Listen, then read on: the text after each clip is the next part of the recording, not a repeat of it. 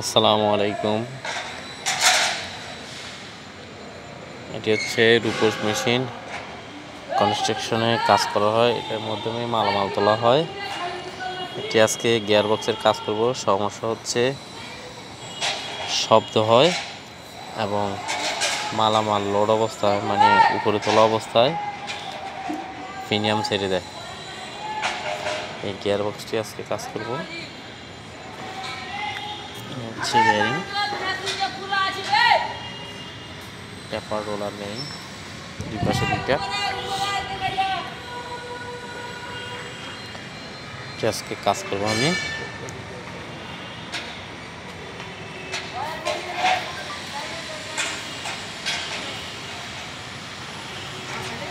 আমি অর্ধেক খুলে ফেলছি, বেল্ট ছিল এখানে, খুলে ছিল, এগুলো খুলে ফেলছি, আমার উপরে কাপড় ছিল, এগুলো খুলে ফেলছি। সম্পূর্ণ কাজ করে আমি আবার 15 ভিডিও দিব, আপনারা দেখতে থাকুন।